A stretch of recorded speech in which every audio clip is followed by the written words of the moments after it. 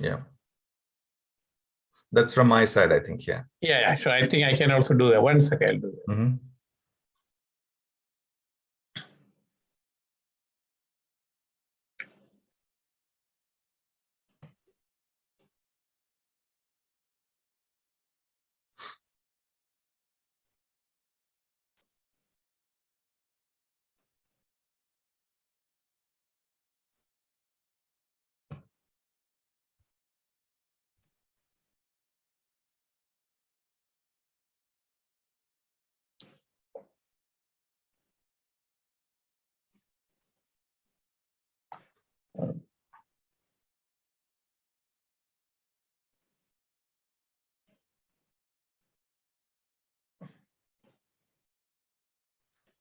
Or else I can send it also. That's fine.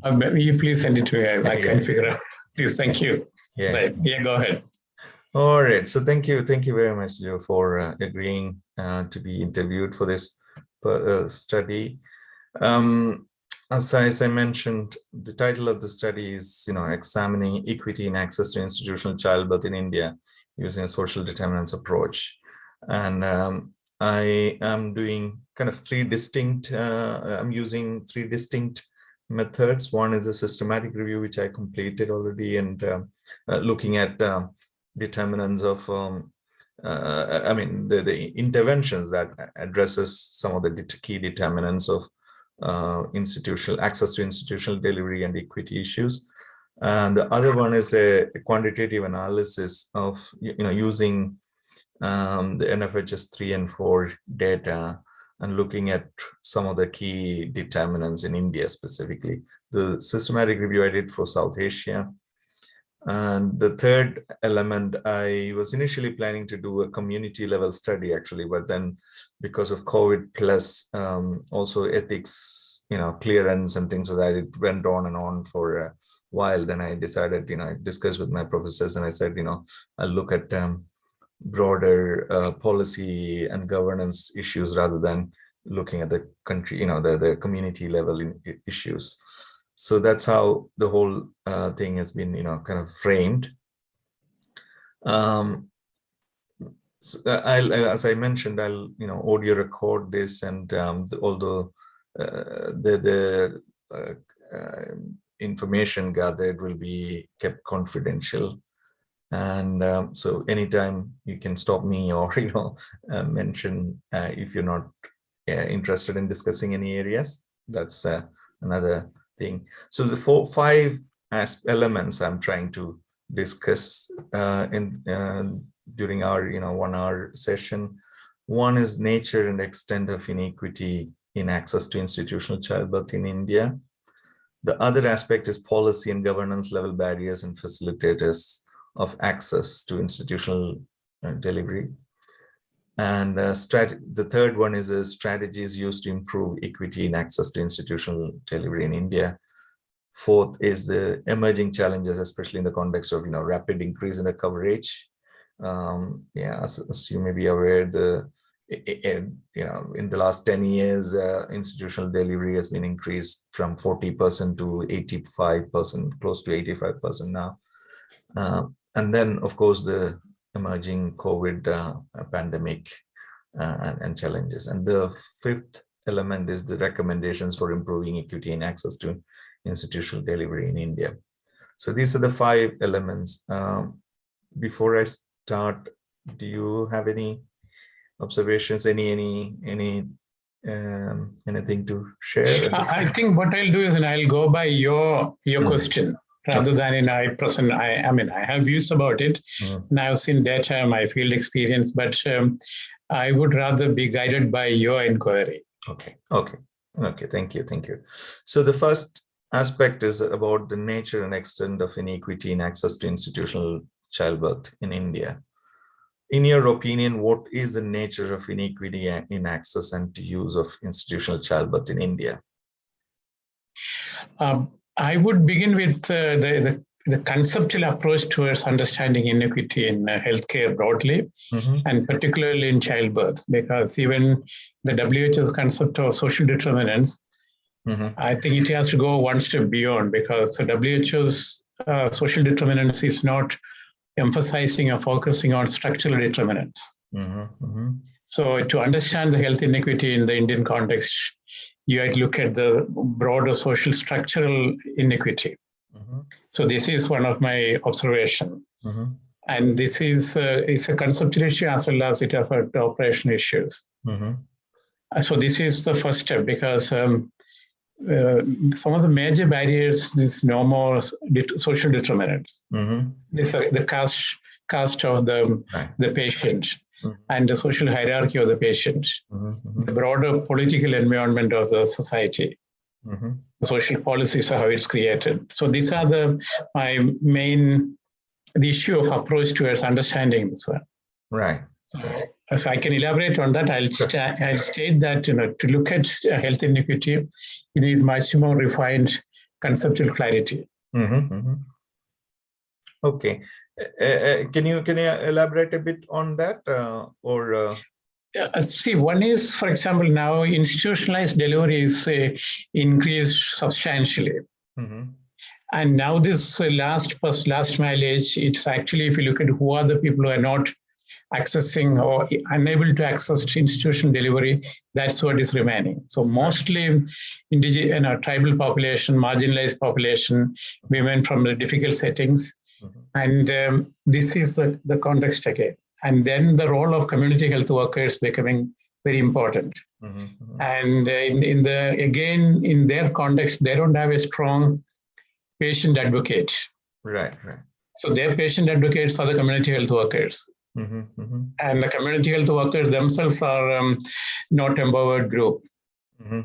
So this is second, but the last mile, improving the access to institutionalized delivery, this is the issue of how do we envisage a patient advocacy function for community health workers. And how there's a structural role is acting as an impediment in accessing healthcare. I can give examples of how it is working out. Yeah, please go ahead. Yeah, so see, for example, when I was looking at the issue of neonatal deaths in West Bengal, see, what I noticed is that the community health workers are the main support for the pregnant mothers, particularly from the tribal communities.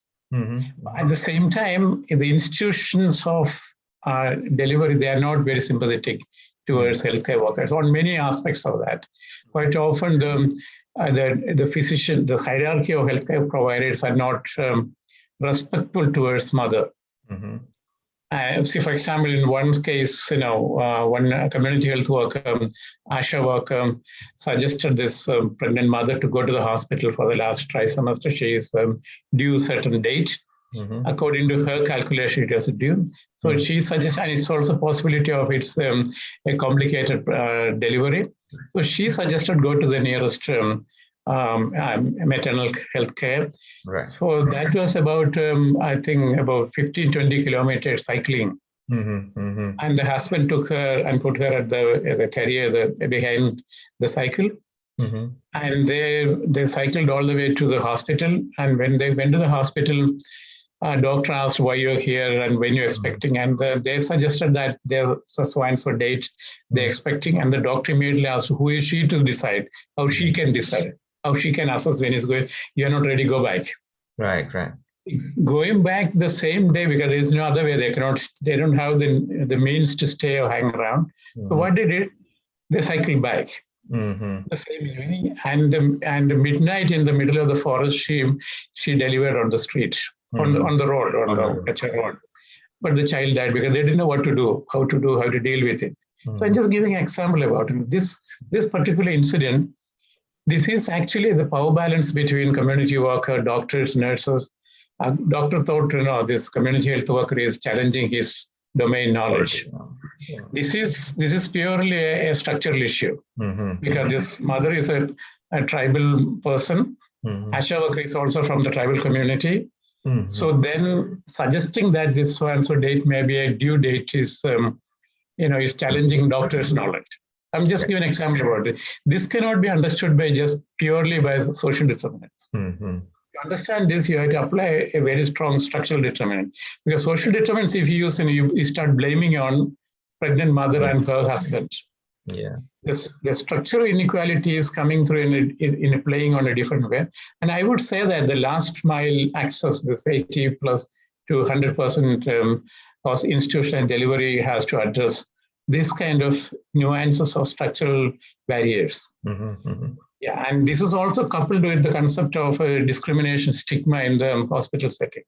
Right. Yeah, that's one of the other major, the dominant barrier for accessing institutionalized healthcare. So these are the two examples, two ideas I can share it immediately, then we can take it forward later. Thank you, John. One is the nature of inequity you mentioned now. What is the extent of such inequity? I mean, is it very common, or how does it work in an urban or rural settings? See, that also the unit of analysis is an important thing. In general, it may not be happening, but in certain population groups, particularly ethnic groups, population group, this is much more prominent. If you're from a reasonably well-off family, educated family, they may not experience that. But whereas you have, again, as what I mentioned earlier, which section of the society belongs to. And for them, it may not be uniform.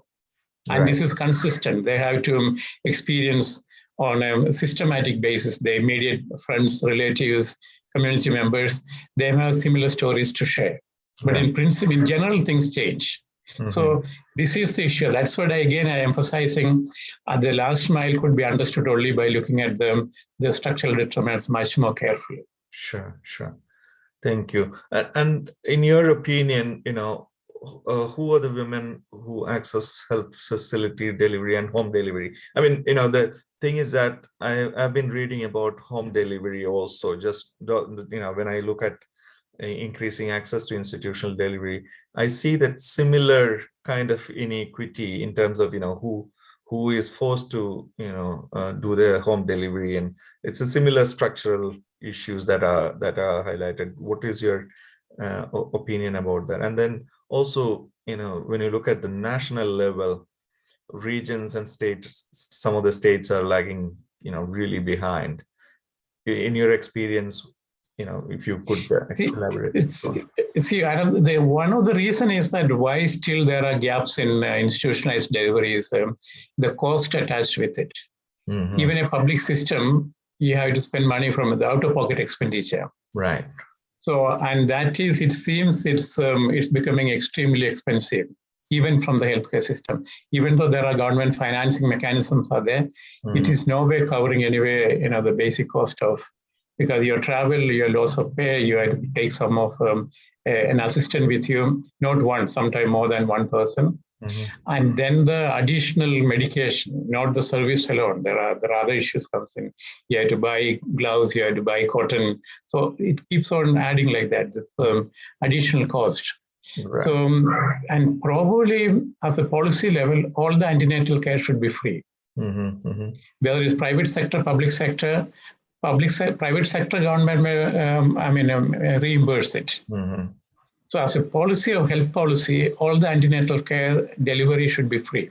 So unless that should be much more clear on a policy level and implementation level, and this last mile will remain but the problem is that this last mile is again the marginalized, excluded population in many various other aspects of the social dynamics. Right. And you nicely come to that policy and governance level barriers and facilitators. I think in India, in the last 10 to 15 years, I think there have been a push for increasing access to institutional delivery by funding JSY, and it's a large program. But in your experience, what is it working, or how does it shape the whole agenda of increasing access to institutional delivery? The access to institutional delivery, as I mentioned earlier, it's phenomenally increased now. But that increase also you look at in the context of regional variation. And probably we had to look at the district level, what is the variation? That may be much more better analytical unit when you look at it. PHC, even PHC, if you can go that level, that it makes more sense. But at least in the district level, in certain districts, this inequity is much higher. And those districts are already the aspirational districts, or those districts are already backward in many of the indicators. And those districts, there are health indicators are poor. So this is not a standalone issue. It's a part of overall exclusion, discrimination, lack of access. This is the one thing. So all these national indicators will cover this local variation, local inequity, and the skewedness of inequity. And also to what extent the public health care and private health care, that data is only sample survey data. National data, I try to look at this NHFS data and all, whether that clarity is not very clear for any analysis unless you put investment time and look at it. So the data of institutionalization and barriers to institutionalized care. The other issue I noticed that one is the quality of care, but the infrastructure. Many of the maternity ward are extremely dilapidated, no equipments, no running water. So to run a maternity ward without running water. Right. So maybe these are the additional indicators you look at, whether they have 24/7 running water, 24/7 electricity, and how many doctors, the doctor nurses equation, and the space, the actual physical space for the delivery. So these are the other things. I mean, I've seen that, this is extremely dilapidated,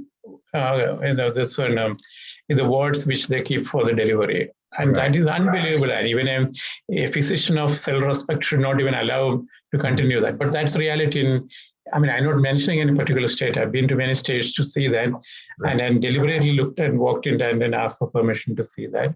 So this is the one thing, that's quality delivery. And again, that actually the delivery, that process, this caste-based discrimination is still prominent.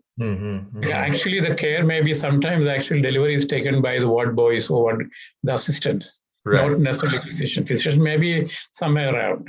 And if you take the case of Kerala, this almost mandatory C-section.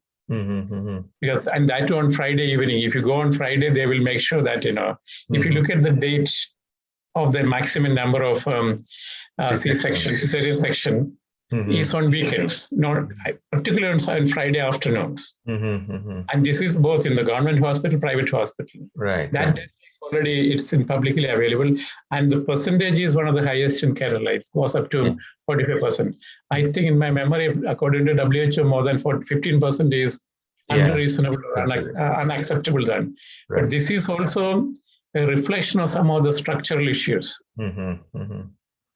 See, and this is again, it's linked with the social positioning and who decides about the permanent method. Because then if I as a side issue, Kerala, no more men's involvement in family planning because the men's vasectomy is almost zero. And but women are the permanent contraceptive, family planning method. Or permanent method is being approached. But these are some of the other issues which are attached with maternal care. Right. And according to you, to what extent is the reduction of inequity in access to institutional delivery is on the policy agenda in India? I would say that the health policy agenda, inequity reduction on a program-wise, it still need to be done because, again, the inequity is other people have experienced inequity, they experience inequity various other parts. It's not exclusively for healthcare. So this is the issue. So healthcare inequity reduction may not be able to reduce inequity per se. So it has to be linked with other one. And also the overall approach towards inequity as a structural inequity, not as a social determinant framework. So how social structures, caste system, and also a socioeconomic structure, political decisions are impacting on the inequity reduction. Inequity per se is one of the objectives of the policy. But who are the people experiencing inequity? Then when you look at from that point of view, then you know that these are very specific population group. Right. And that analysis, you should look at district level, that variation is very prominent then. In your experience, what overall factors have facilitated or obstructed this political prioritization for the reduction of, inequity in access to institutional delivery in India in the last, 10, 15 years? Are there any factors that really hindered or facilitated this prioritization? See, one thing, I did an exercise of, I looked at the political manifesto of all the parties. Right. What is their emphasis on health? So most of them, they have one or two sentence. So their health as a political priority is not in the top layer. Right. So this is one. So when if it's not in the manifesto, definitely there is no budget. Even if in the manifesto, budget will come as a least priority. So the political commitment towards health is still not as a priority issue. This is also maybe a public health approach to health is as a health. I mean, particularly in the context of COVID pandemic, health should be considered as a security issue. Right. The health security should be treated at par with the national security. And the investment should be at par with the national security. Right. Because I can elaborate on that, because from the security point of view, the least investment for surveillance and data collection, data management.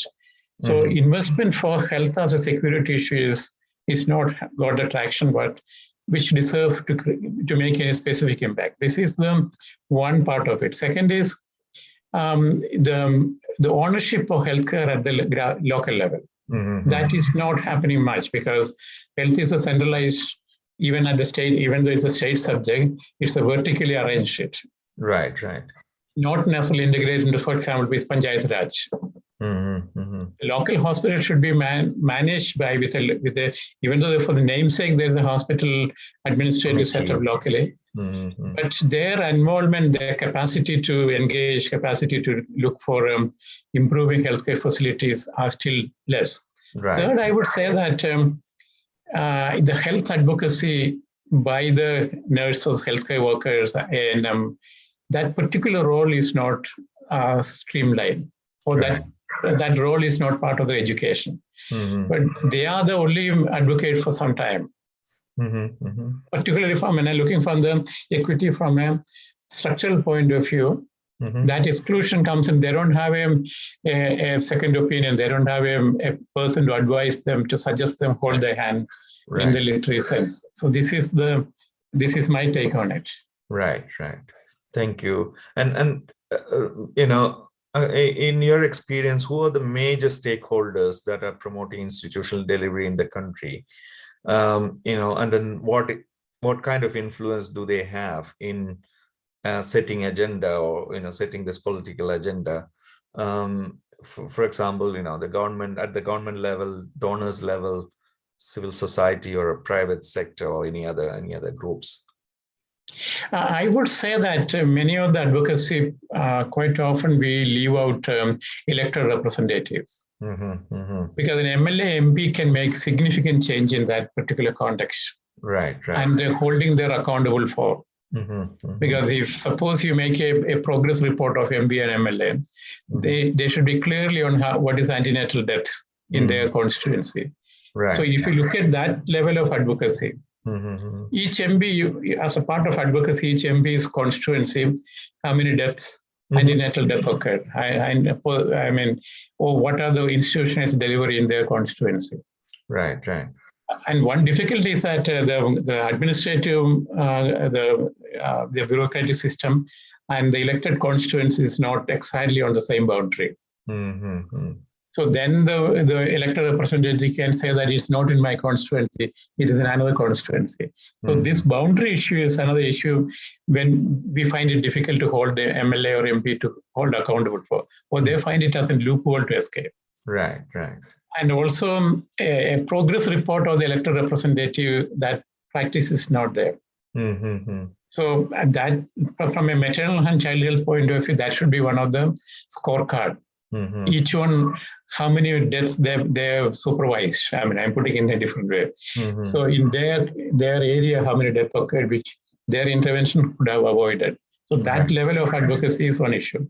And the second is that the healthcare providers, they don't consider as advocates. So the patients advocates, not even nurses nowadays. It's only healthcare workers, other nurses, other advocates, and they're ASHA workers, and they themselves is a marginalized population.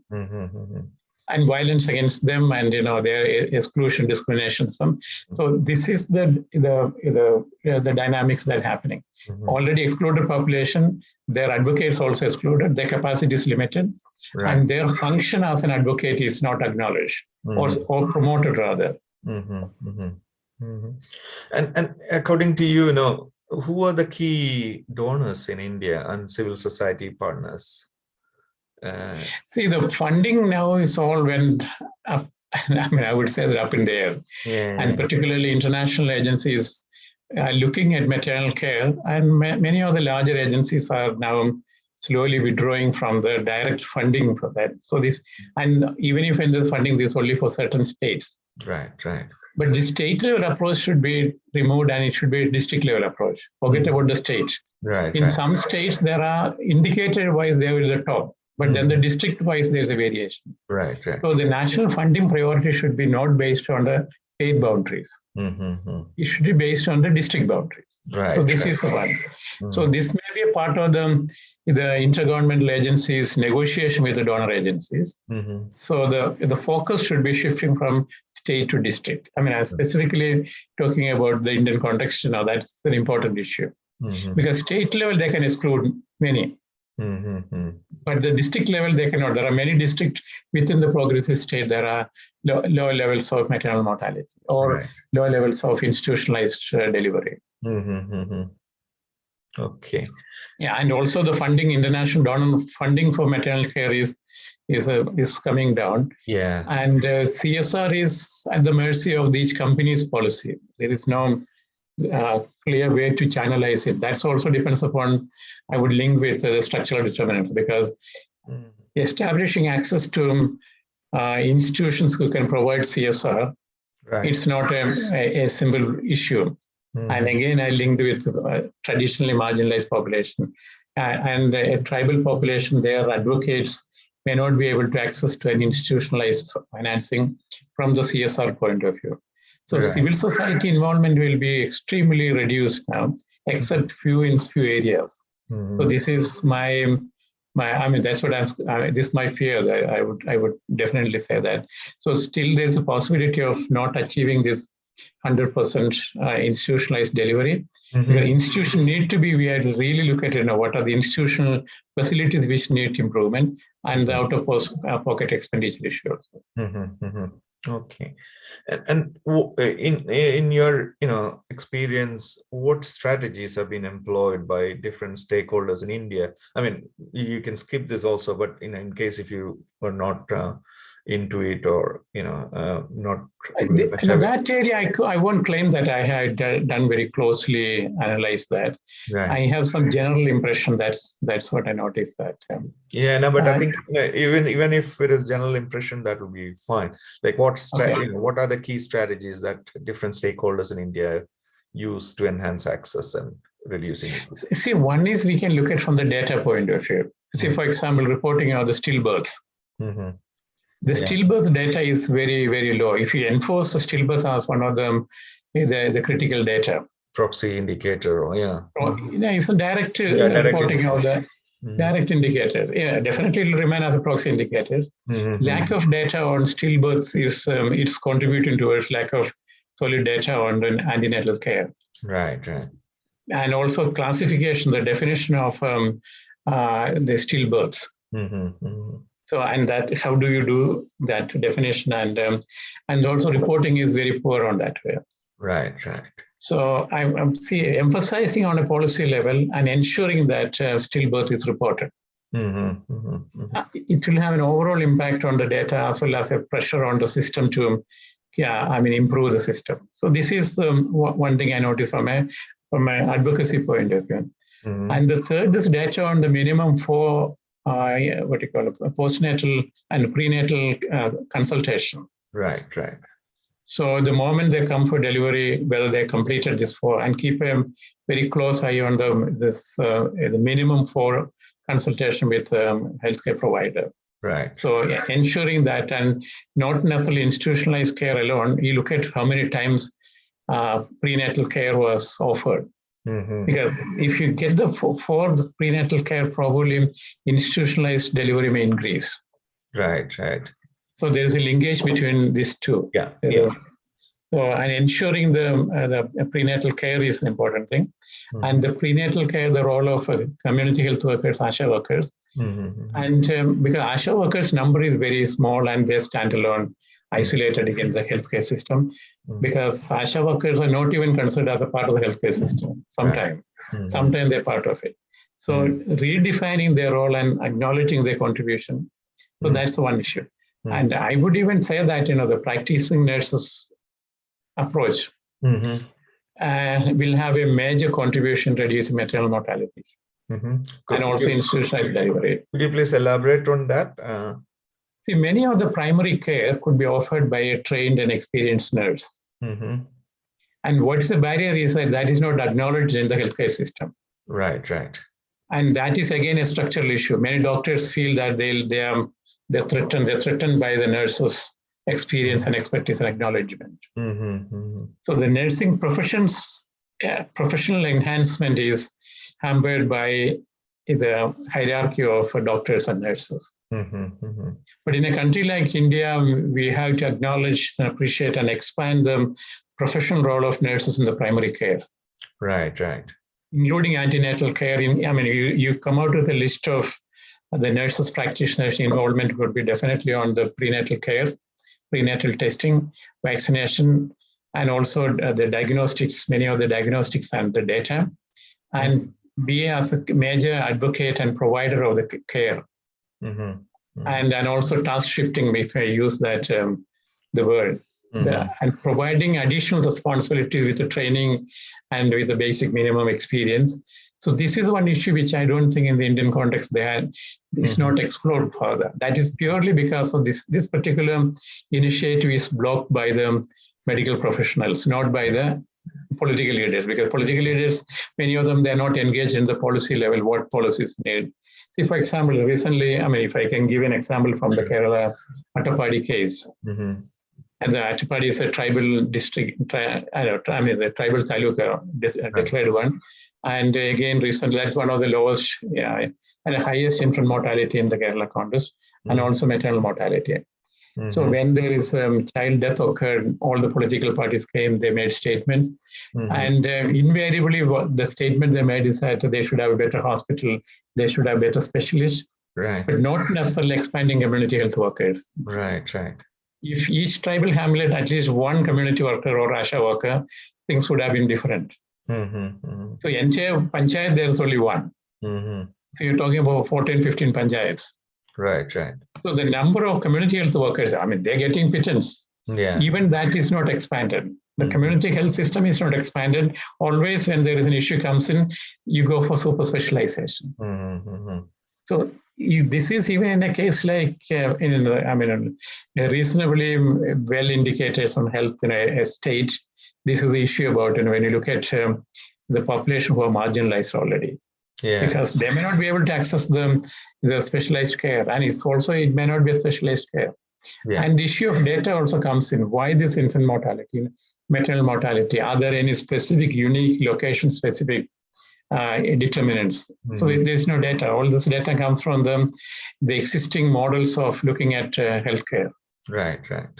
Because to understand tribal population, their lack of access, it has to go through a strong structural analysis. What structural factors are acting as a barrier towards accessing healthcare? Okay, thank you, Joe. And I think one of the, we now know that India has achieved great success in improving access, from 40% to 85% plus. But especially in the context of this new emerging challenges, you have covered some of those quality issues and lack of community health workers and their motivation and all the hierarchy issues and things like that. But are there any major challenges you envisage, like especially in the context of COVID-19 and also at health facility, community level, and in relation to the users of the service? See, one thing again, as I mentioned earlier, the issue of resource allocation and looking at health, health as a security issue. So COVID pandemic is giving an opportunity to look at health in a different way. Right. Not like one more additional social good. This is an essential survival issue. Like, we are willing to spend millions to protect our boundaries. Right. But that level of concern and urgency is not shown in the area of the healthcare. So definitely, I look at the issue of resource care allocation. What percentage, and that, that push will come. How do you politicize health? Health is a political issue. Right. Who gets what and who survives is a political decision nowadays. So how do you engage, and who takes the responsibility, who act as the custodian of this idea and take it forward?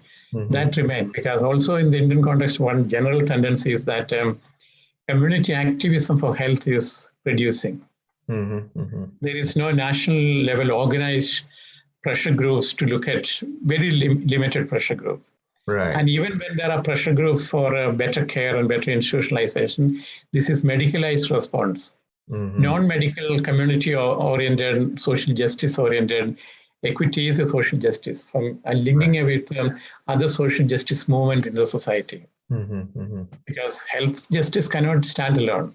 Right. It has to link with other social justice issues. This linkage is almost non-existent in the Indian health advocacy point of view. And health is medicine. Medicalized health is becoming prominently more and more. So because of that, what happened, advocacy for health is advocacy for medicine. Not necessarily advocacy for health and well-being. Right. And this organized advocacy for health is that effectiveness is significantly reduced. So I would say that advocacy for health and well-being need to be revamped, and it should be a political agenda, better resource allocation. So this is one. And the other issue is that the increase in privatization. Right. And particularly antenatal care was, so increasing involvement of, I'm not against privatization, but the patients ending up paying for it. The service could be provided by the private sector, but paid by or reimbursed by the state. Right. The health as a security, major social contribution, major responsibility of the state need to be restated. And that dialogue, that discourse is not happening in the national dialogue on health, even on a policy level or on a practical level. And as a national advocacy agenda, this is not in that. Even this is in the context of SDGs. SDG 3 could have been an indicator to look at the progress of health. Even though there are certain areas there are progress, but there are certain significant negative indicators are coming in. For example, non-communicable diseases and the burden of NCDs. And it's going much more prominently, and which may nullify whatever progress you're making in many other areas. Right. So, and how do you manage? So this also linked with the maternal care, because if you look at it, gestational diabetes is increasing. So gestational diabetes is actually, I would say, it's a social issue, because pregnant mothers, particularly last trimester, they don't go for physical activity. Right. That's one of the issue. Why they can't? Because there is no public space. Public space is not a women's space; it's a men's space. It's a structural issue. It is not a social determinant. This is much more of a structural determinant. Who walks at which place? To begin with, there is no safe place to walk even in the daytime. So that way, there are issues about access to healthcare linked with much more important other social issues. So this linkages a transdisciplinary approach towards improving institutionalized care and maternal care, neonatal care. So this is the limitation of the current model. Right. And just moving to this COVID-19 thing, I just wanted to explore a bit further on that. Are there any, how do you expect this pandemic going to play in reducing or increasing inequity in access to institutional childbirth in India? I mean, not just the numbers, increasing the percentage, but specifically focusing on inequity elements? I mean, of course, you've already mentioned some of the quality issues and healthcare aspects, but are there any other issues? See, one is what is actually happening in institutionalized care during COVID pandemic. That data, I think I don't know whether we look at that clearly on monthly basis. Mm-hmm. Probably COVID pandemic is reducing institutionalized delivery. Probably, that's my hypothesis. Right. Because of lack of access, transportation, all that. So during this last, probably this 18, 20 months, institutionalized delivery must have reduced. And particularly, again, I mentioned that the marginalized population. Right. Because mobility is extremely restricted.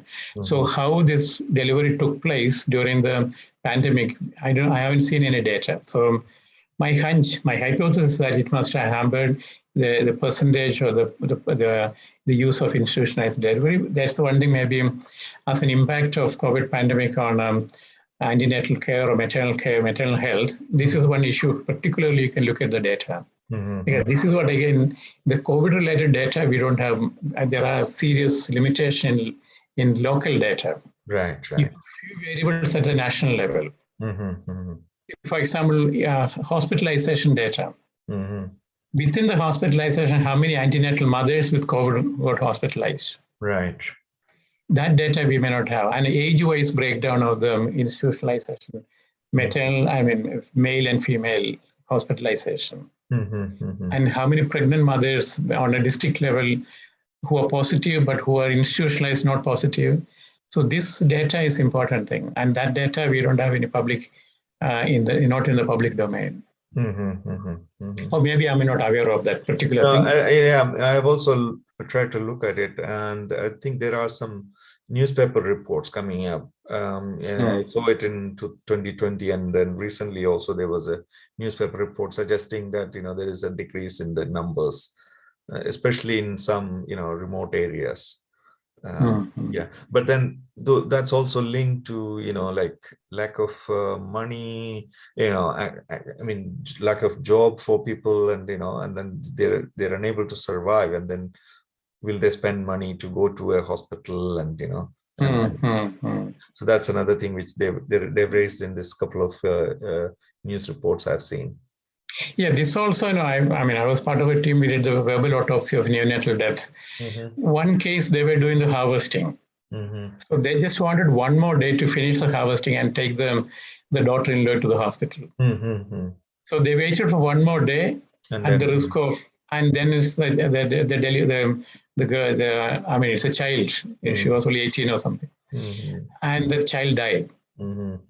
So and then they could arrange a taxi to take her to the hospital, because late night, there is no arrangement. They didn't get them. The most funny thing, they didn't have a mobile phone coverage that time. So they couldn't call a taxi to take her. So these are the other factors which is contributing. So I asked the ASHA workers, what you could have done to avoid this death. She said, if I had my mobile phone working, I could have called up my office or head office to arrange a taxi or ambulance. Because locally, they don't know anybody who takes it. There is no taxi around. So they couldn't arrange a transportation. So I'm just giving an example about, these nuances and logistics, sometimes very small things, which are not part of the major biomedical factors. The other issues comes in. We have already spoken about some of the key recommendations. You mentioned, having district level focus, and and even vulnerable population, even going down to the PHC level, or also working with the politicians and making scorecards and things like that. But are there any other specific recommendations to improve equity in access to institutional childbirth in India? See, addressing equity is always in the Indian context a social movement. There are many other social movements looking at the issue of justice and equity, social justice, social equity. So this health equity as a concept is not part of our discourse in the national level, not broadly. And there is no social movement revolving around health inequity. So there is a need for creating a social movement and linking that with, I'm just presenting a hypothetical model for that. So linking that advocacy effort with other advocacy of other marginalization, anti-marginalization movement, and also the gender equity, it also comes into, so this part of it. So this is, when you look at institutionalization, it cannot be looked upon in isolation. And it's not a health issue anymore. It's not a medical issue. Right. It's much more than health issue, much more than medical issue. And also, who are the best advocate for patients?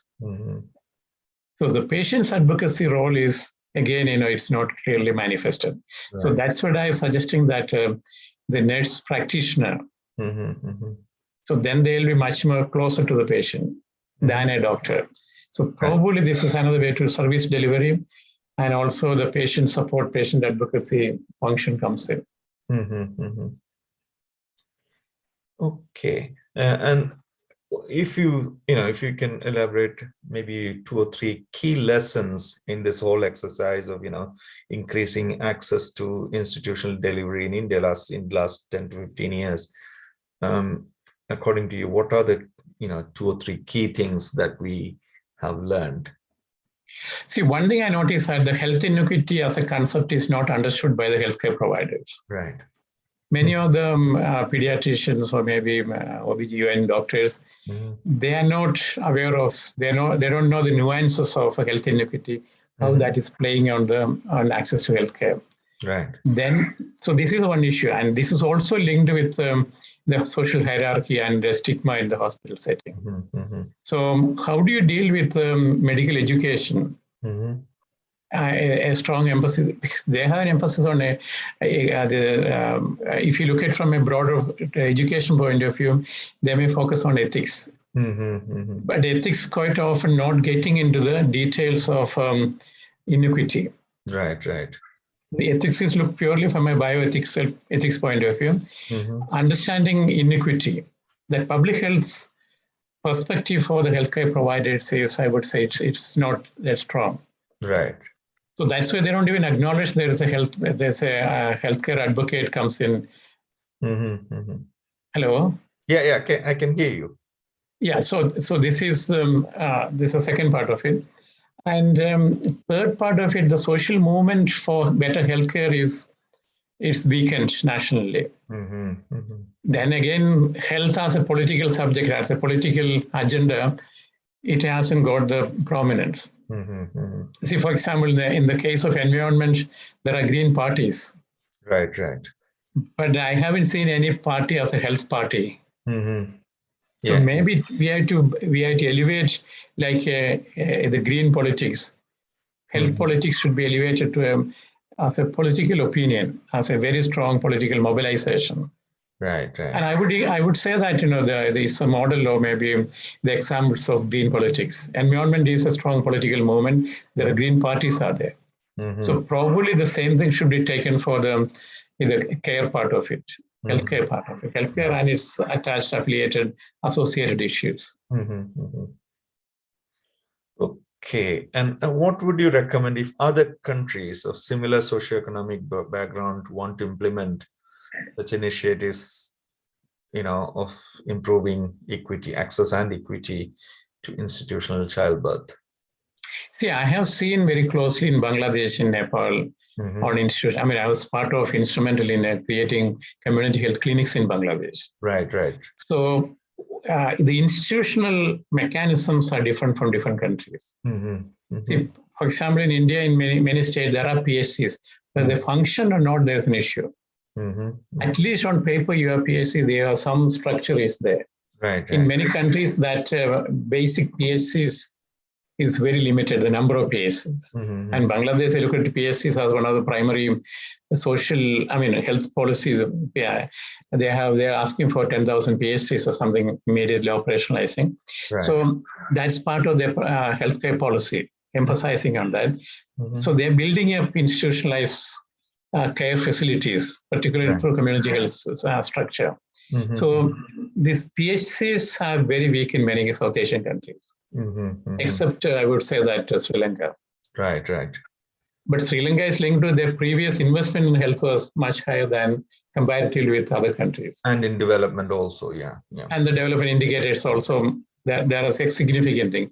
But Mm. then they got into other issues. This development imbalance created other difficulty and reflected on all other areas, and you lost every additional incentive. I mean, the point you had.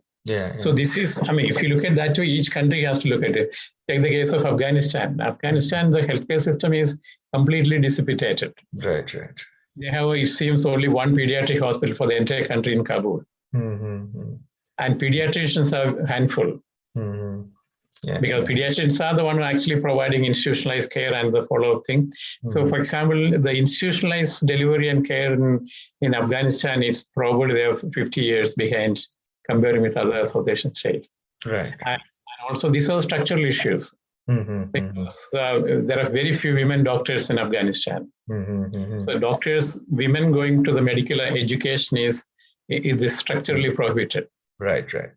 So when you talk about healthcare in Afghanistan, I mean, I would say that a structural approach is much more needed than many other areas to understand the nuances. Mm-hmm. And also there are other local power structure. Mm-hmm. See, for example, what they call it as the warlords. Mm-hmm. Quite often they are the water lords. Right. That takes care of the water distribution. Mm-hmm. And they take on additional role of protection of the local society. Mm-hmm. But they had no means to incorporate health into that system because there's no institution is remaining anymore in that locality. Even if they wanted to do that, there's no way. Mm-hmm. So these are some of the dynamics of healthcare in the Southeast Asian context. Right. Yeah. So thank you very much, Joe. This is it from my side. Is there anything you want to add at this point, or we can wind up the session? And I would emphasize that conceptually, when we say social determinants, actually it is a flagship program of WHO. Mm-hmm. Moving one step further or incorporating this structural determinants of health. Mm-hmm. So entire social determinants of health, and it's become static. It is not. It's not expanding conceptually. Right. So, and how do you operationalize it? And so this is issue. It is, and health in all policies came in between, mm-hmm. and then also that also didn't receive the traction. Right. So these conceptual issues, I hope you look at little more carefully to explain the barriers to institutionalized care, inequity in healthcare in the neonatal setting. Mm-hmm. Then the issue of looking at what are the data sources, mm-hmm. and the mechanism to capture data. Right. I mean, in the broader context of surveillance data. So that data collection, data gathering, then mm-hmm. definition of the variables. Mm-hmm. See, this I will go back to what I mentioned about the stillbirth. Mm-hmm. Legally defining it and making mandatory reporting, and also your systems, there are variables to capture this data. Mm-hmm. So looking at what are the data needs to look at institutionalized delivery barriers. So that's one issue. Say conceptually, you had to look at little more closely. You had to look at what are the existing data, what are their data needs. So this is the two.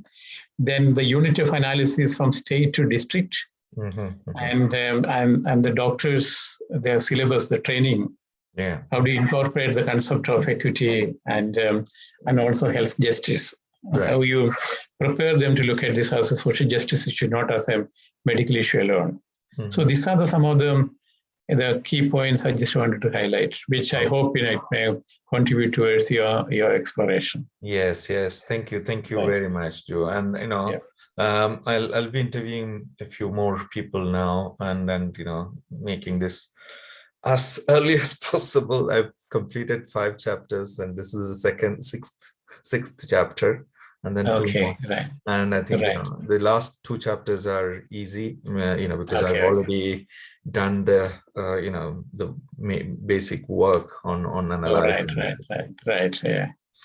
So when you're going to complete this? Pretty soon. I want to complete it in the next 3 to 4 months max.